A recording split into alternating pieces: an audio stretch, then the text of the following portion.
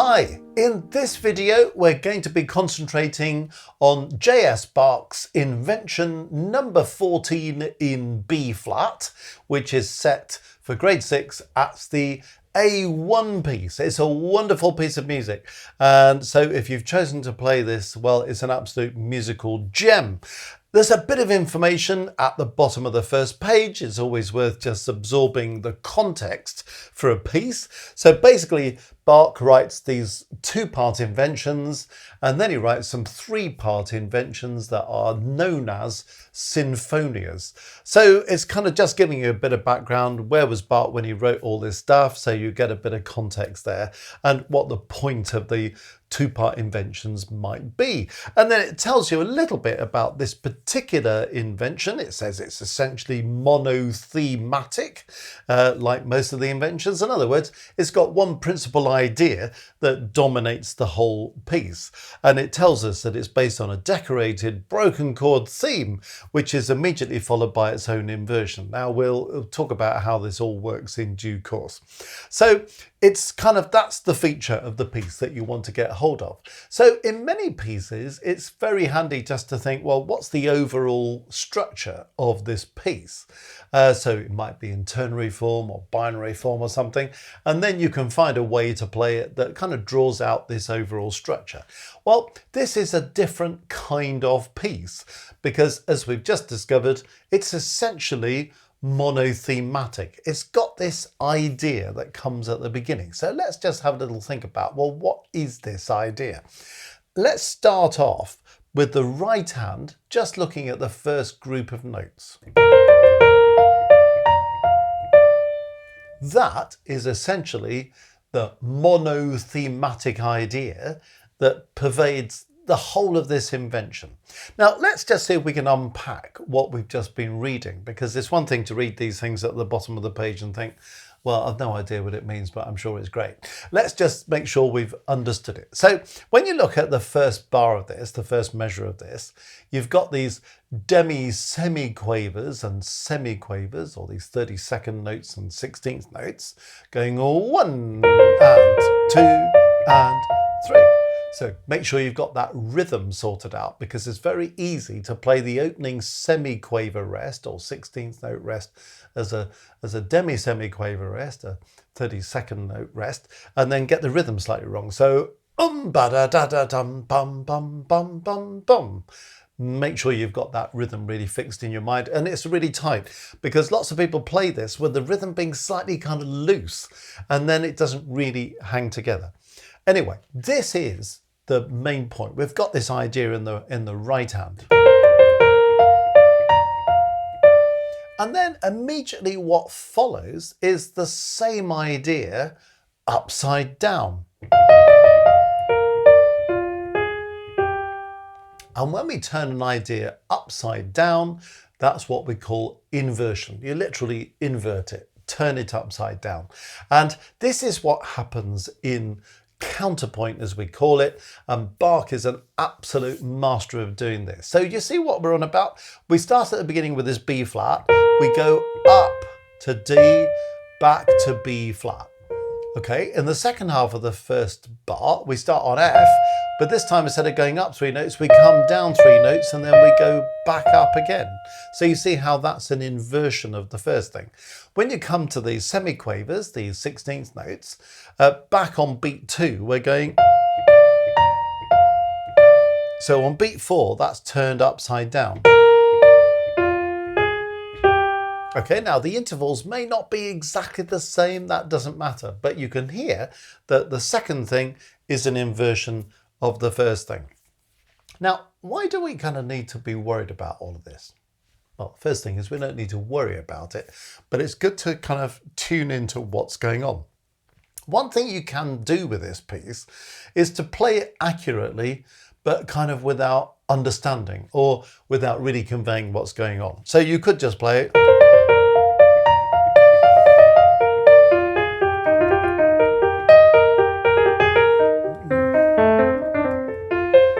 people will play that sort of thing. It's kind of like, it's just a complete chain of notes, isn't it? And we're thinking, oh my goodness, what are all these quick notes flying in all directions? However, if we get this motif, this opening idea sorted out, and then we realize, okay, now it's coming again, but it's upside down. Then you see what we've got musically. We've got a statement that is answered by its inversion. So here's the statement. Here's the answer in inversion. And then we've got a statement again, but this time it's a fifth lower than it was at the beginning of the first measure. And here's the answer. We're now in bar 3, and then we're going to get the original again, but at a different pitch. It's down a seventh now. And here is an answer, but this time it's not in inversion. So to see what Bach's doing, we're kind of getting a pattern of here it comes, now it's in inversion. Here it comes, now it's in inversion. Here it comes, and just as we think, now we're going to get it in inversion, he goes, oh, it's not in inversion this time, it's the same way around again. So between bars 1 and 4, you can now see how this works. Okay, it's a kind of like a question and an answer, but the last time takes you by surprise, doesn't it? So in terms of how you're going to play it, well, one thing you might do is to say, let's take a breath after each of these statements. Okay, take a breath and then consider this as a response. Now, how do you make that a response? You may decide the first statement is going to be a bit louder, and this is going to be a bit quieter. Take a breath. You may say, let's be louder again. Take a breath. Here's the response. Maybe make it quieter. And okay, take a breath. On we go. Here's the next thing. But this time we're not inverting, so maybe a bit louder. So we kind of come to a sort of triumphant conclusion of that opening set of statements at the beginning of bar 4. Now, I'm not saying you have to do it like that at all. I'm just giving you ideas. One thing you notice is that there are no dynamics in the score. That's because, of course, Bach was not writing for the piano. He was writing for other keyboard instruments, maybe the harpsichord. You could even play these on the organ quite successfully. But instruments where you couldn't do all this dynamic variety that you can do on the piano. So, okay, we can get into a big discussion about, well, in that case, should we be playing Baroque music on the piano? The purists might say, no, it's not written for the piano, we shouldn't do it. Other people might say, I'm sure if Bach had a piano at his disposal, he'd be writing for it. Well, that may be true as well. But the point is, it's wonderful music. And if you've got the opportunity to play it on any instrument within reason, play it. It's just terrific stuff. But you've got to think, okay, I'm adapting what we're doing to the piano. So I've got this opportunity to use dynamics as a means of expression. So because there are no dynamics in the score, one thing that lots of people will do in a piece like this, apart from give us this kind of complete seamless kind of rush through the notes, is that it will all be in one dynamic. So it's kind of like there's no variety, there's no way of understanding what's going on. So I'm not saying you have to do what I'm suggesting, but what I am saying is you have to come up with some kind of dynamic scheme for the work. And it's not just, well, think of a dynamic. Shall I play this loudly? Shall I play it quietly? It's thinking, how is it put together? And therefore, how can I come up with a dynamic scheme that reflects the way the piece has been written? So you can see what I'm suggesting in those first 4 bars. Now, you can then carry that forwards and think, well, how does that work out for me in the rest of the piece? But if you want to do it a different way, absolutely fine.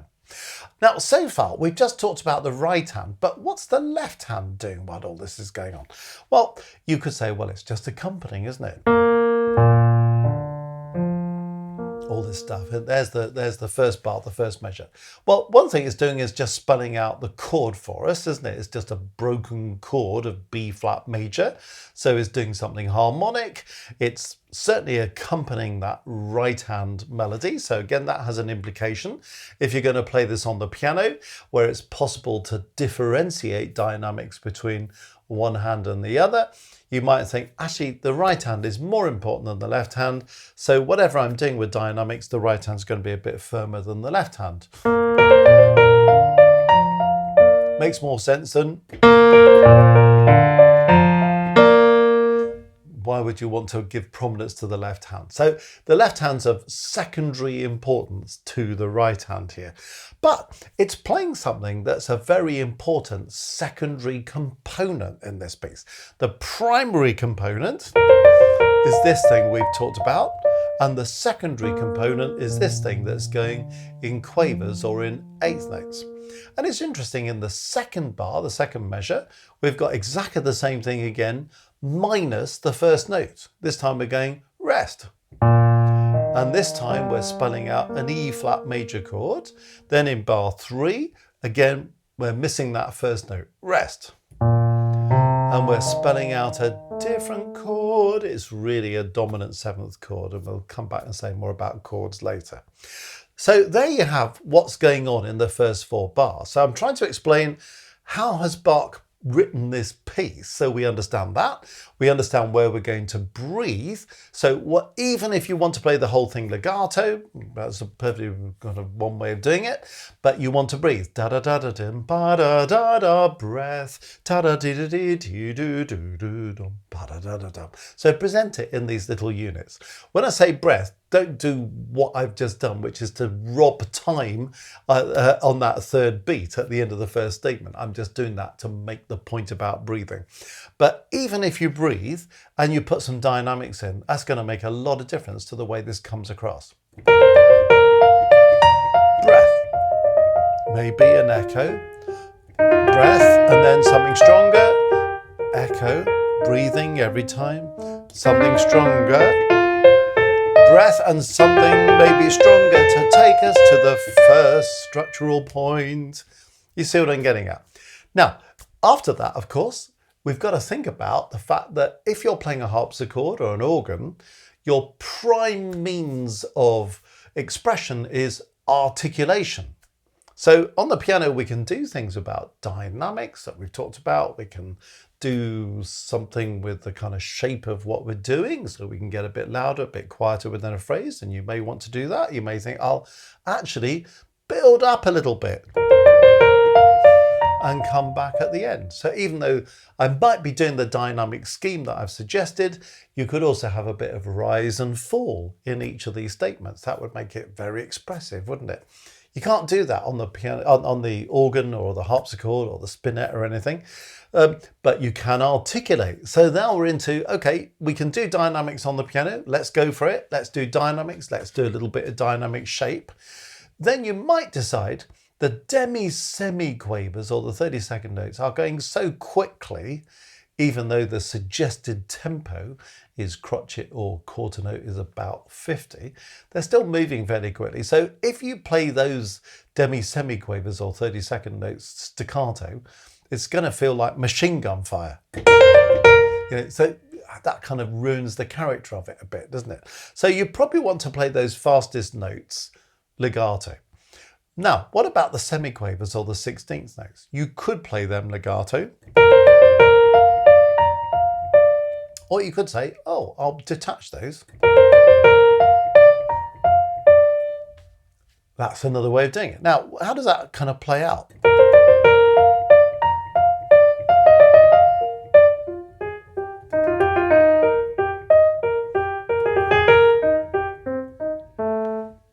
Kind of works quite well, doesn't it? Again, I'm not wanting to impose a way of doing it. What I'm trying to do now is to open up your mind to, oh, these are all things that I need to think about.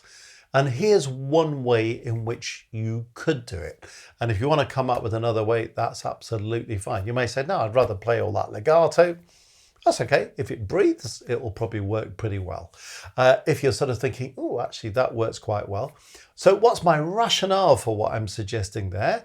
It's a couple of things really. First of all, the demi-semiquavers or the 30-second notes are going too fast to detach, so you might as well play them smoothly. Whereas the semiquavers or 16th notes are still moving along, but they're slow enough to articulate with some clarity.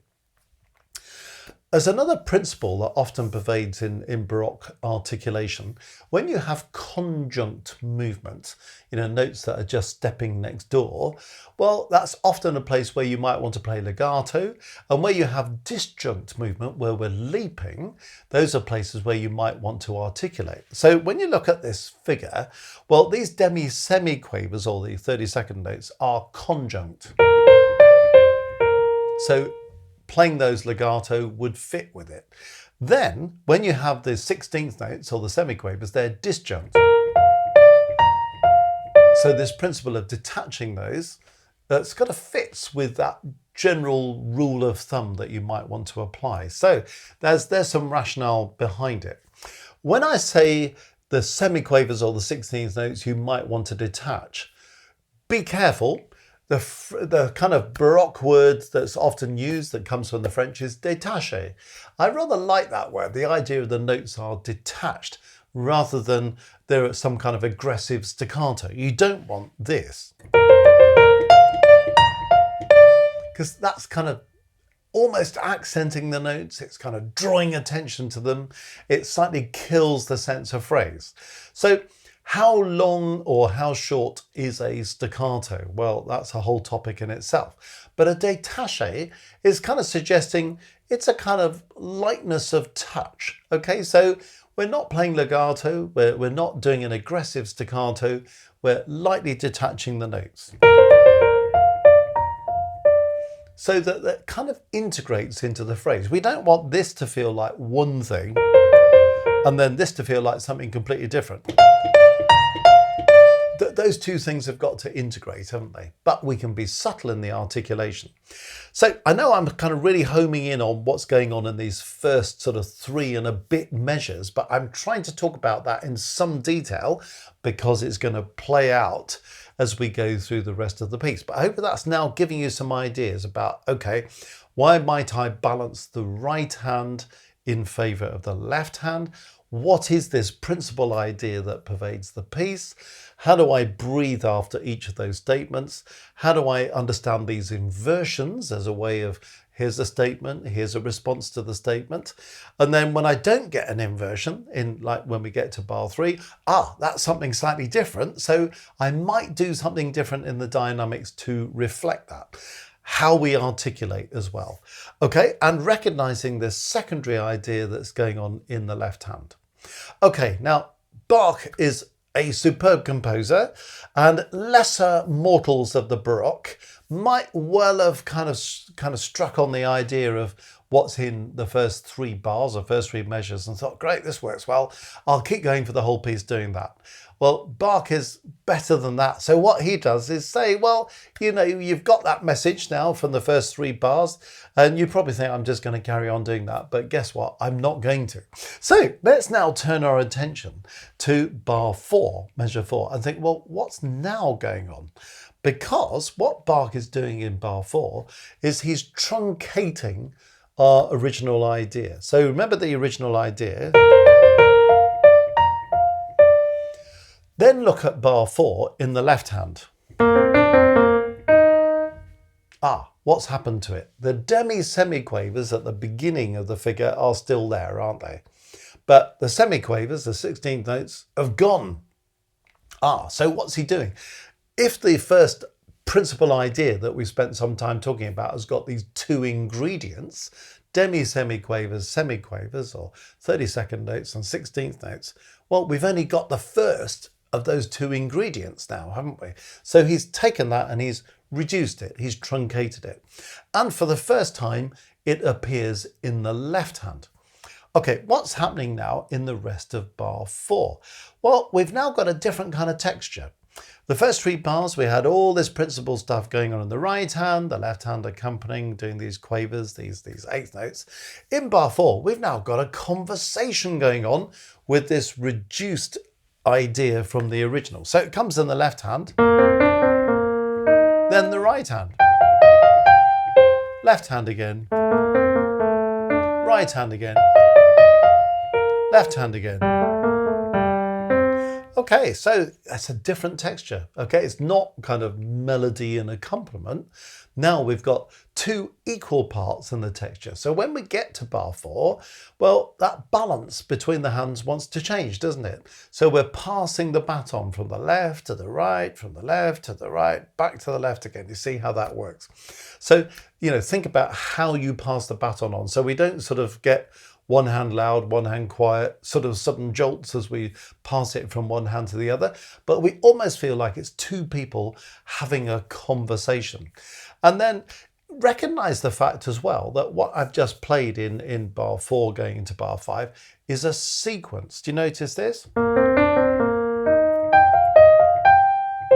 Okay, so from this point onwards, we're getting the first half of the bar again, but everything is a note lower.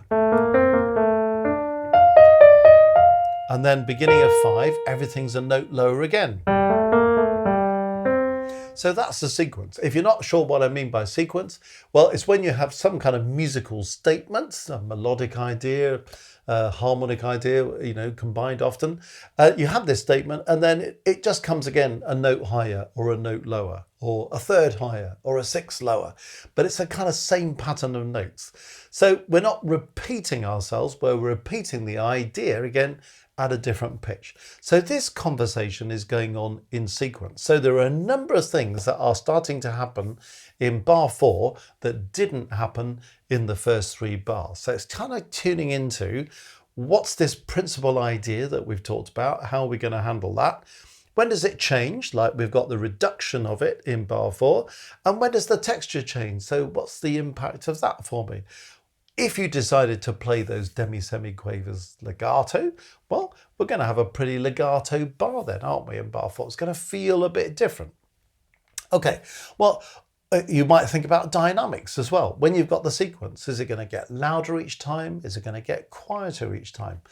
One thing you might think, it's just an idea, is that when you come to 4, we've got our original statement of 4, and then in the second half of the bar it's a bit lower, then it's a bit lower. Sometimes when the pitch is kind of dropping, you might think about reducing dynamics.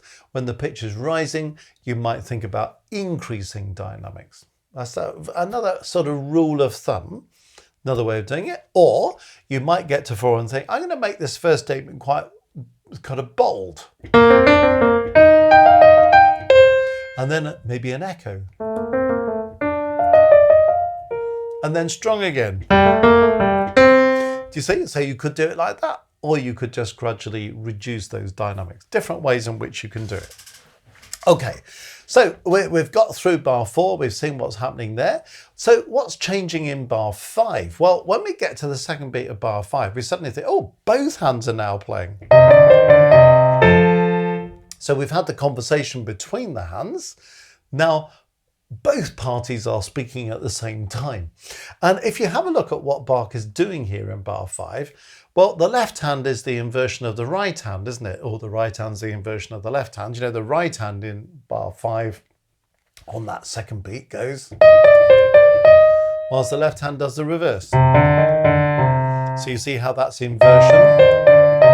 But this time the inversion is going on simultaneously. It's going at the same time, not like at the beginning where we had the first statement melodically and then it came again melodically in inversion. This time we've got a sort of harmonic situation going by inversion. So you see what Bach gets up to with all this stuff. And then what happens at the end of bar 5? Well, actually there's a cadence. When you look through Bach's music, you often sort of think, oh, there aren't any cadences in this music. It's all just continuous stream of notes. Actually, the cadences are in there. Sometimes you have to tease them out. Let's just have a look at this left hand. You see in bar 5, on the third beat, the left hand goes F, F. Well, that's kind of, we've not really seen that before, have we, in quite that way. that's saying, oh, this could be a cadence point. And the Fs in conjunction with the right hand, doing all this, that's all spelling out an F major chord, which is chord 5, and it's preceded by chord 2. That's a C minor chord, so it's going 2-5. Oh, so it's an imperfect cadence. So here is a cadence point. Now, that's something to be aware of, because you might think, I want the music to breathe at a cadence, and I've just got to try and find a way to play it so that that happens. I'm not saying in Baroque music you should be throwing lots of rubato at it, but I am saying sometimes you can be a little bit flexible with the rhythm to paint structural points. Not flexible with the rhythm, I'll correct that, flexible with a pulse, just so that you can just stretch something to say, that's the end of something, I'm taking a breath, then I'm moving on to the next thing. So that's kind of what you might think is going on here. You have to be very careful, that has to be very subtle. Now, the end of bar 5, we've just got these 3 semiquavers in the left hand, these 3 16th notes. Well, what are they doing? Well, we've had semiquavers before, haven't we? Like in the second half of the semiquaver thing there. Well, well, it's kind of maybe something to do with that. It's disjunct. You know, it's spelling out the chord in the same kind of way, but it's just these 3 notes. Well, really, it's just a kind of link, isn't it? It's because we've got this cadence in 5, then we have these 3 notes in the left hand to sort of link us into the next statement. So it's kind of like, okay, we've had the cadence. Now, instead of just stopping and having a tea break, we want to keep moving. So here's 3 notes to link us into the next statement. All right, now what's going to happen next? We get to 6, and if we compare what's happening in 6 onwards with what happened at the beginning, we realise Bach has done a different kind of inversion. He really is the master of inversion. You just love this stuff. Well, I hope you do, because I do. But do you notice what's happening now? Look at bar 6, measure 6. Compare it with bar 1, and you'll notice kind of, okay, the pitch is different, but in bar 1, those quavers, those 8th notes, were in the left hand. Well, in bar 6, they're now in the right hand. In bar 1, all the fast fiddly stuff was in the right hand. In bar 6, it's now in the left hand. So what's he done? He's inverted the texture. So that's the 3rd kind of use of inversion that we've come across so far. So isn't that really interesting? Okay, so what's going on now? Well, whatever we did in the right hand at the beginning, we've really got to do in the left hand now. And then maybe this is an answer. And then a new statement. Sorry. And some kind of response. And you might want to articulate in the same way or not. And then he does the same thing again, because when you look at bar 8, you have this, and then he doesn't invert, he carries on. So he does exactly the same as what he was doing in the right hand in bars 1, 2, and 3. So it's an absolute kind of mapping out of the same material, but just switching the hands round. And the right hand just doing all this stuff that we had before. Exactly the same thing, you know, in bar 7, we're missing out the first note. Same thing in bar 8. So you see exactly that copy. It's not a coincidence that he's copying all that material. But he's kind of moved the pitch, hasn't he? So we started off with B flat, B flat. Now we're starting F, F. So it's kind of onto the dominant note. We're not in the key of F just yet, because we've still got E flats floating around. He's kind of using the dominant of B flat, but he does modulate to F, because when you get to bar 8, he's got E naturals going on. So we have a modulation to the key of F, the dominant key of the piece. So that is what's going on in the first page. Lovely. Let's now look at the second page and just see what's going on. Well, you know, bar 9, we've still got the kind of same ingredients, haven't we? But what's happening now, we've had this left hand being really busy, haven't we, up to the end of the first page. Now he passes the baton again, and our main figure goes into the right hand. And then what does he do? He uses the same thing in inversion. And because we're now into the middle of the piece, we've just talked about a modulation to F major. Well, he's starting in F at the beginning of bar 9, and then he's going to move. So we move to G minor from the second half of 9 going into 10. So you see we've got a bit of movement in the key. And the left hand is still doing the subsidiary idea with these quavers or these eighth notes going on there. Now, notice then what happens when we compare 9 with 10. If you look at 9 and then you look at 10, you think, oh, what's happened? The texture's inverted again. What was in the left hand in 9 is now in the right hand in 10. And okay, it's been slightly altered because the left hand of 9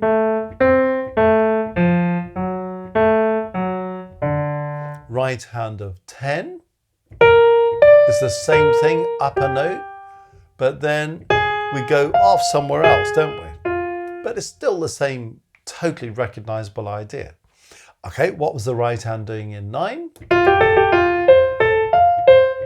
And then left hand in 10. Then, so you can see exactly how he's just flicked that texture over. And then we're on the move with keys. We've talked about moving to G minor from 9 into 10. From the second half of 10, well, we're heading for E flat major. So when we get to the first note of 11, we're kind of touching base with E flat major. But then he's on the move. We're really kind of in the middle of the piece when keys start to move around frequently. And then he's on the move into C minor. But what happens in 11? Well, he's flicked it back the other way again. Have you noticed that? So bar 11 is on the same pattern as bar 9, isn't it? So 11 is the same as 9, 10 is the inversion. So when we get to 11, we've got it back in the right hand, this principal idea. And the answer to that, in inversion. And again, if you want to do that as some kind of dynamic echo, you could do, but you don't have to.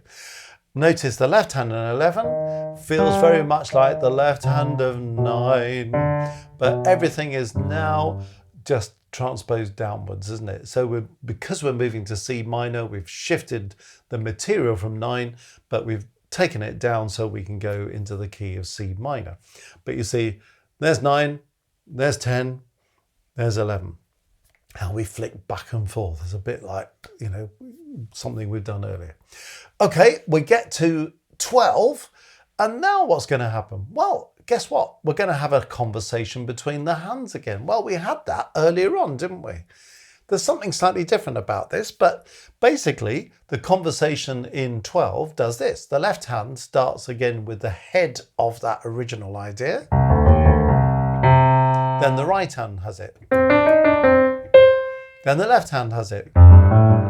Then the right hand has it.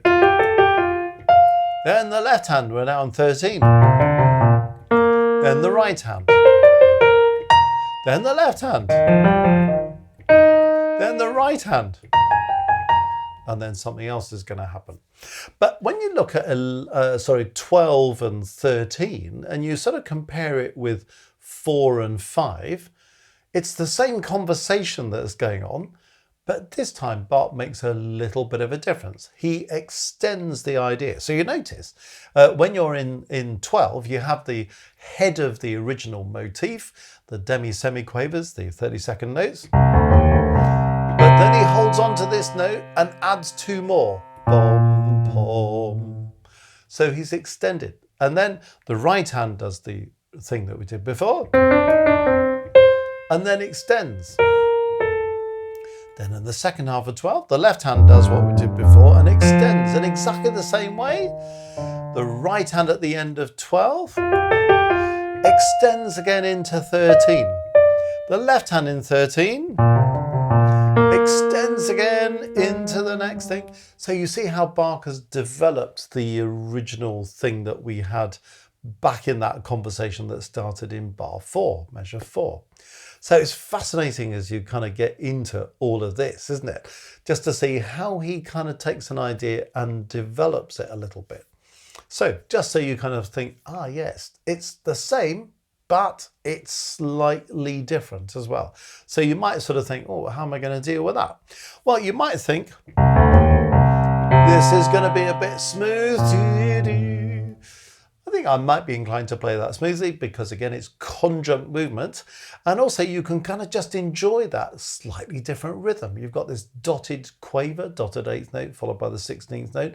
Ba-da-da-da-dum, pa-dee-dum. It has a kind of natural shape to it if you want to. Kind of use the demi-semi-quavers to crescendo up to the dotted notes and then come down again. Da-da-da-da-dum, pa-dee-dum. And that enhances the conversation between the two hands. Again, I'm not saying you should do that or you must do that. I'm just feeding ideas, and you can say, yeah, see, that sounds like a cool idea. I might do that. Or you might think, no, I don't feel it that way at all. Doesn't matter. Feel it a different way. What I would say, though, is whatever you decide, try to be consistent, because this idea of ba-da-da-da-dum, pa-da-dum is flicking between the two hands. So you don't want to do it one way in the right hand and a different way in the left hand. You don't want to do it one way here and then something totally different there. But you might also think, well, this conversation is unfolding. It's a kind of sequence again, isn't it? You know, we're having the same ideas coming at different pitches.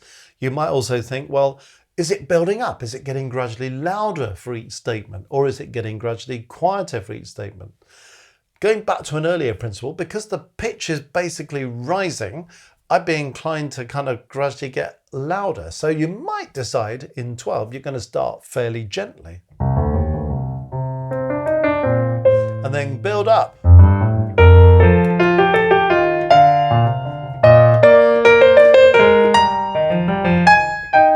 You might decide to do that. I mean, some kind of build up. I'm just sort of exaggerating that to make a point. So, you know, you can decide, well, is that a gradual crescendo through all of that? Or is it more terraced dynamics? In other words, we start at this level and then we take it up to that level, take it up to that level. You could do either of those things. Keep the conversation going between the hands. What we really want to hear is ba-da-da-da-da-dum, ba-da-da-da-da-bum, ba-da-da-da-dum, bum, ba-da-da-da-dum, you know, all that stuff. So it's like two people talking to each other again, that sort of idea. So it's a revisiting of that thing that we first met in bar 4, but you see how it's altered. Fascinating piece, I think, when you sort of start to unbolt it like this. Okay, well, that takes us through to basically what's happening to the end of 13. Now, what does Bach do when we get into 14? Well, suddenly we've got the two hands working together again. Okay, now we had a little hint of this, and it was only a little hint. If you go back to bar 5, can you see that bit in the middle of bar 5 we talked about? Where the two hands kind of played ball with each other on the same motif. But it was very brief, wasn't it? It just happened and then we went off somewhere else again. Well, have a look in bar 14 and you can see Bach is revisiting that idea, but he's making a big deal of it this time. Notice also this time, the left and the right hand are going in parallel motion. They're not going in inversion, which is what they did in that earlier blast of it. So you see how he comes up with the same ideas, reinvents them, changes them a bit. It's great just to be aware of all these things. So this time we've got equality between the hands. We've been talking about conversation between the hands, and you might be thinking about what that means for dynamics. You know, a bit louder on the left hand here, a bit louder on the right hand there for the conversation. We've talked about the moments where the main idea is in the right hand, the left hand's accompanying, so balance accordingly. We've looked at how that turns upside down. We've looked at how it flips between the two, so the balance will change from one bar to the next. When you get here, I'm going to suggest that from 14, really, for the first time over a consistent period, there is equality between the hands. So it's not a question of thinking, oh, well, you know, I'll let the left hand accompany the right hand or vice versa. It's now a question of saying they're both standing in the kind of equal terms while we're doing this thing in compound thirds. Do you notice all this running in compound thirds? That's a useful thing to realize, helps you learn it. Take a breath. Take a breath. breath. Take a breath. And again. Sorry. You see how this has worked?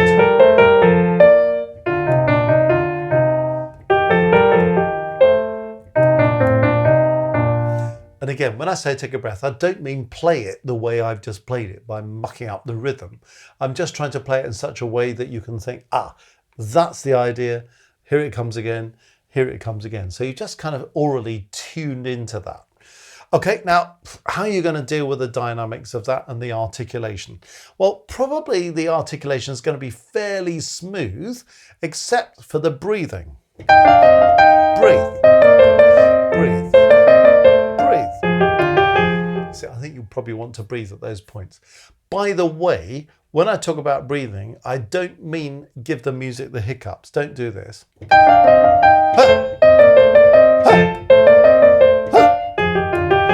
Because that's not very subtle.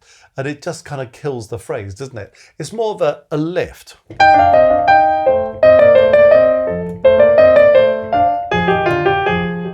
And again, you might think, well, what am I doing in dynamics here? Am I just playing all that the same?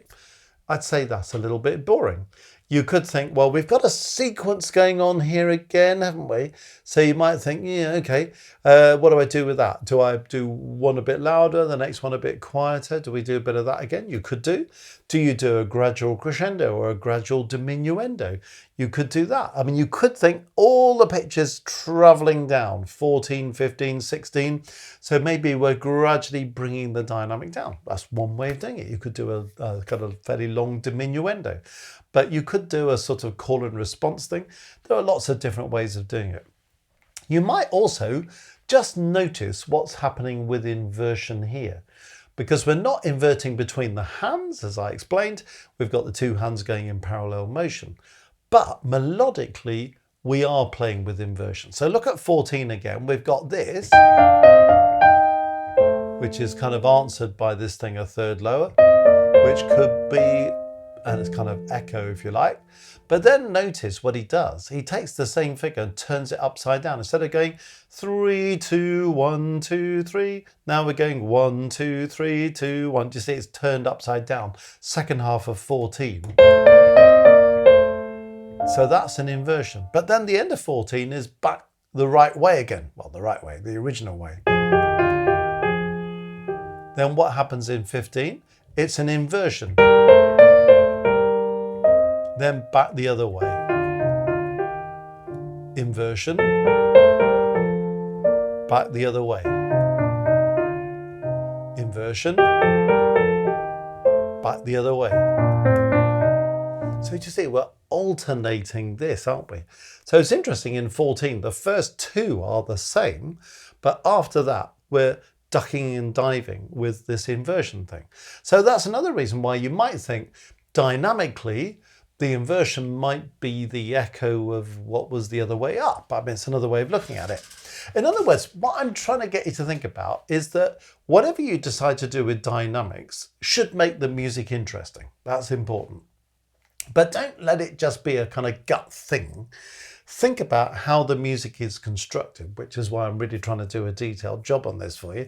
So you can think, how does my dynamic scheme reflect the way Bach has written this piece? How does it paint the structure? How does it paint what he's into? So in other words, this for some people is a kind of like, could be rather boring analysis. God, do we need to go through all this? On the other hand, what I'm trying to do is to help you to get inside the mind of Bach. Oh, that's such an exciting thing to do. More so with Bach than anybody else in my book. It's absolutely fascinating.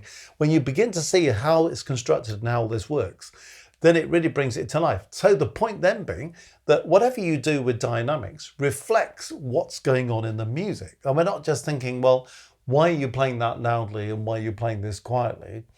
Then you might just think, well, it just felt good to do that. We're actually thinking, what you're doing in playing that loudly and playing this quietly is you're drawing my attention as the listener to, that's an echo of this, or that's a little bit of an inversion of the texture here, or here's a conversation between the two hands. You get my point.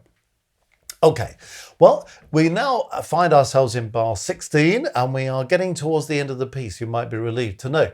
And what's happening at the end of 16? Well, the left hand kicks off and this time we're going to get the whole of the original statement. You notice how so much of this piece is just using the first part of that statement. We've talked about how this idea has been truncated several times. So in all the bit we've just been talking about, we've just used the first bit, haven't we? The demi-semiquavers, the 30-second notes, and we've not done the yum, pum, pum, pum, pum. But now it's back with us. So Bach at the end of 16 restores the whole thing. Now, here's another point about the articulation. Again, I'm not trying to impose this, but if you play these demi-semiquavers, these 30-second notes smoothly, and you detach these semiquavers, these 16th notes, when you get to the end of 16, it draws attention to the fact that, the whole of the original motif is back with us. And we haven't heard yum, pum, pum, pum, pum for a bit, but we've had a lot of legato. We've heard a lot, and then suddenly we get to this point. And we hear this articulated thing, and it's just subtly drawing our attention to the semiquavers are back, the 16th notes, the return of the semiquavers. Sounds like a movie title, doesn't it? Anyway, there you go. You see what's going on there. And the left hand starts off, and then the right hand comes in at the end of 16. Exactly the same thing. Now here's another little clever thing that's going on, and this is the first time we've really seen this in the piece. Do you notice the left hand is still playing that thing that starts in the second half of 16 when the right hand comes in? You know, so it's not that Bach does the whole statement in the left hand and when he's finished the right hand comes in. You know, if it had done this,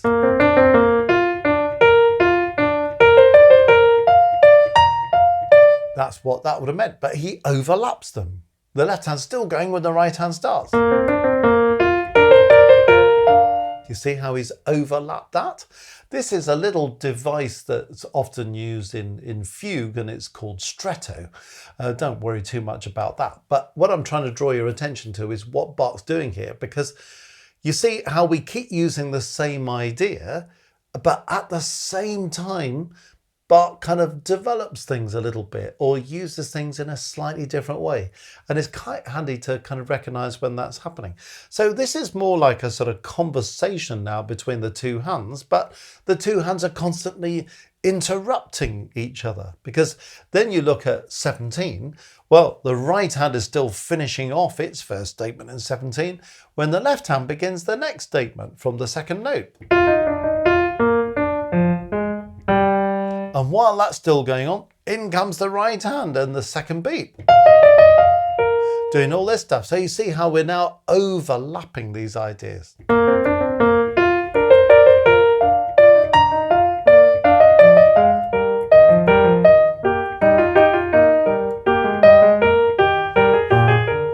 You see how that's going on all the way through there.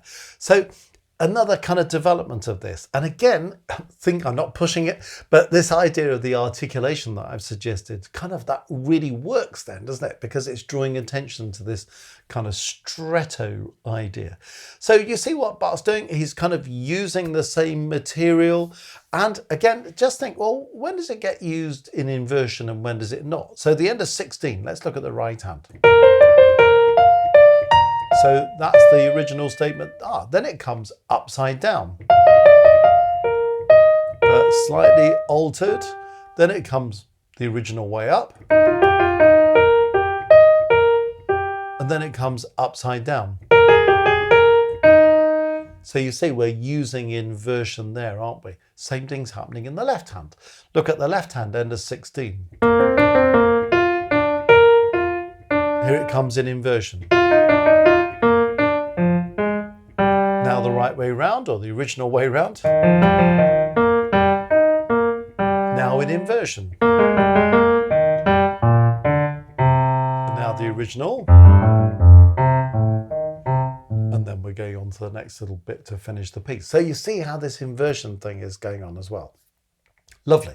Okay, and we're gradually kind of getting a bit more settled back in the original key because we're getting ready to finish the piece, aren't we? Okay, so what happens then when we get to 18? All of this has been going on, and then we have this interesting thing in the right hand on the third beat where you have this E flat that's kind of an extra note put in.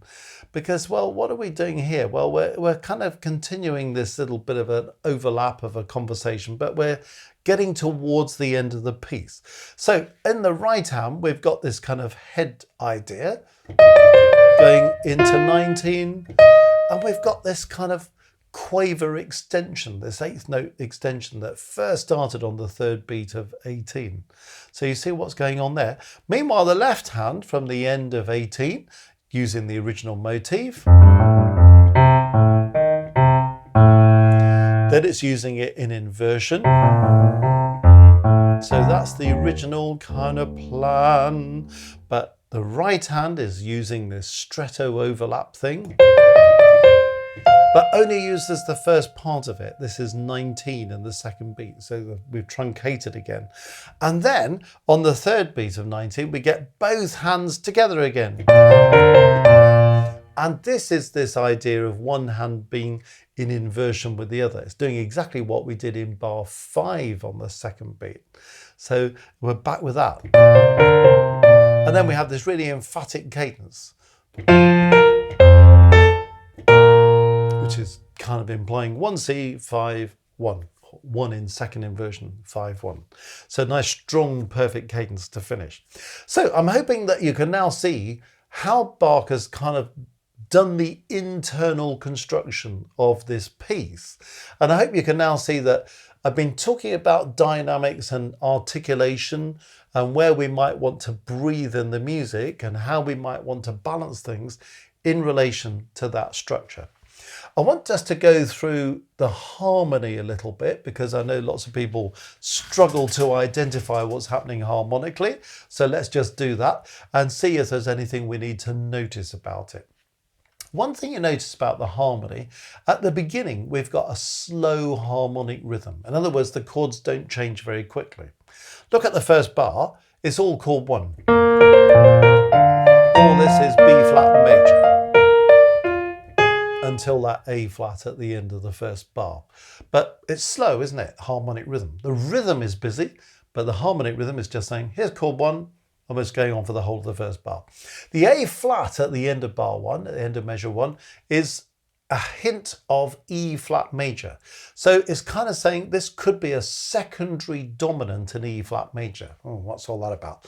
Secondary dominant. Well, if I go chord 5 to chord 1 in a different key, because we're in B flat major, so I'm going 5, 7 here to 1 in E flat major. Well, I'm in a different key. Am I modulating to E flat major? I might be, or it might simply be this. 1 in E flat major is also chord 4 in B flat major. So if I just go 5, 7, 1 in a different key, but the 1 in that other key is a chord in the original key, but then I sort of carry on in the original key. I'm not fully modulated there, but I've just used this thing called a secondary dominant. So right at the end of the first bar, very early in the piece, Bach has this little bit of colour with that A flat in the right hand. You know, it's very easy just to play that A flat and move on, isn't it? But if you're aware of the fact that that A flat is a lovely coloration note, you can kind of do something in the way you play it just to kind of draw it out. Don't make a big deal of it, but just feel that A flat colouring the harmony. In bar 2, the whole bar is an E flat major chord. So that's chord 1 in E flat major, or it's chord 4 in B flat major for the reasons we've just described. When you get to bar 3, the whole bar is a dominant 7th in B flat major. So you see that secondary dominant is not really modulated to E flat major. It's given us a little hint of E flat major using 5 of chord 4 in the key of B flat major. And then in bar 3 it says, no, we're definitely in B flat major. Here's a dominant 7th in B flat major.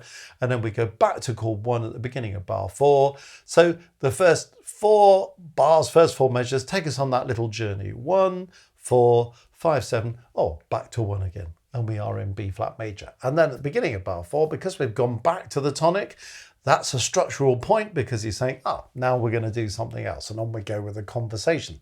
So you see how all these different elements of the music kind of fit together to tell the musical story of what's going on. You'll also notice in those first 3 bars, we've got B flats chiming away in the left hand. So it's a kind of concealed pedal point, tonic pedal point. It's particularly evident in bar 3, because in bar 3, chord 5-7 is F, A, C, E flat. So B flat doesn't belong to it, that first note in the left hand. It's there as a tonic pedal point. Okay? So we then get into the bar 4 situation, and the harmonic rhythm starts to speed up as we go into this conversation, and we have this sequence. We start with chord 1, 4, 5. Maybe it's 1. I say maybe it's 1 because it could be chord 3, because you've only really got D and F, and either that's the 3rd and the 5th of a chord 1, or it's the root and the 3rd of a chord 3. So it depends how you feel that. When you come to bar 5, chord 6, then chord 2, then chord 5, which we talked about as that imperfect cadence with the link that comes after it. Okay, then in bar 6, that's all a dominant 7th in B flat. All this stuff. All that is 5-7 in B flat. Bar 7 is all 1 in B flat. So again, slow moving harmonic rhythm. You see what's going on there? The only thing you've then got to think about is, well, there might be some passing notes like B, C, D, C, B flat. Notes that don't belong to that chord, but they're just passing notes, passing tones. When you get to bar 8, E natural comes in. Now what's going on here? This is all about a 5-7 in the key of F major. So the key is now moving. We get to bar 9. We hinted at this earlier. We start with chord 1 in F. But we don't stay in F. You might think, oh, well, we've gone from the tonic to the dominant. We'll be there for a while. Now we go to G minor. So that's interesting. We're on the move. G minor. This kind of 5 in G minor, 5-7 in G minor, then 1 in G minor at the beginning of 10. Then the second half of 10, we're going for a 5-7 in E flat major, going to 1 in E flat major at the beginning of 11. We spoke about this. Then we're going C minor. So that's a chord 1 in C minor. It's also chord 6 in E flat major, where we've just been. And then we've got this is already a 5-7 in C minor. Beginning at bar 12, there's a tonic chord of C minor. But that's also chord 2 in B flat major. So all this is a C minor chord. Why do I say it's chord 2 in B flat major? Because then second half of 12, that is now a dominant chord of B flat major. Yeah, chord 5. With that E flat in the left hand, making it a dominant 7th. We get to bar 13. That's all a chord 1 in B flat major. Notice halfway through 13, A flat in the left hand. Then makes that a 5-7 in E flat major. Going to a tonic chord of E flat major in the second half of 13. So there's a secondary dominant principle again. And then at the beginning of 14, we've got chord 2 in B flat major, and then a 5 or a 5-7 going on there. And then at the end of 14, we've got another 5-7 in E flat major, going at the beginning of 15 to 1 in E flat major. So another secondary dominant. Then we're going in 15, the second beat is kind of like a chord 2, going to maybe a chord 3, and then a 5, and then a 1 at the end of 15. Notice places like this, the harmonic rhythm is moving faster. So we've got places where it's kind of reasonably static, and then there are places when the harmonic rhythm moves forward. It's kind of creating more musical energy, more impetus, more sense of we're building to something. So this is why harmonic rhythm is good to clock. Bar 16, that's kind of chord 2, and then going to 5, then to 1. So that's kind of fairly cadential stuff, isn't it? 2, 5, 1 in B flat major. Stays with that chord 1 in B flat major for the second half of 16, first half of 17. Second half of 17, the A flats are back, so it's a kind of dominant 7th in E flat major, going to 1 in E flat major again, secondary dominant because it's also 4 in B flat major, but the E flat major chord carries on to the next bar. We get plenty of all this going on, don't we, into 18, but then we're soon back to a 5-7 in B flat major, and that goes on into the second half of 18 and 19. And then second half of 19 is a 1 in first inversion. And then we talked about this cadence, 1 in second inversion, 5, 1. Just so you're clear about what the harmonic scheme is for that. The main thing to take away from that is to kind of sort of feel, where do these modulations come? Where do these secondary dominants come? So we can kind of colour that a little bit. And also, when is the harmonic rhythm reasonably slow and we can just feel a bit more relaxed about the energy of the music, and when is it going faster because it's propelling us towards something? Lots of things to think about there, aren't there? And of course, the other thing about this piece is some people kind of brace themselves for the journey and then they fly through it, and the tone is a bit kind of harsh, you know, because they're firing out notes. It's kind of a complete manic performance. I don't think this is a manic piece at all. Just because it's got demi-semiquavers or 30-second notes doesn't mean manic. It just means, actually, how do I make all this work, you know? It's kind of, it's like a little ornament, a little flurry, isn't it? Yada-da-da-dum, bum, bum, bum, bum, bum, ba-da-da-da-da-dum. So don't make it manic, don't overdraw attention to it, but at the same time, really think about your tone, the quality of tone. Now, it's one of these pieces where some people will take one look at this and think, oh, I'm not playing that. Some people will think, yeah, I'd like to play a piece of Bach. Probably find it a little bit difficult to kind of get it going if you're not used to playing Bach. Bach is always harder than it looks. But I think some people will get to the point where they can fire through the notes and they won't do any of this stuff that we've been talking about. But hopefully you can see there's huge musical potential to make this a performance that's faithful to what Bach has written and is also an incredibly expressive performance. So a huge number of things to think about there. You might want to kind of unpack that, go through the video slowly and pause and kind of have a look at the music and try things out and come up with your own way of interpreting the piece.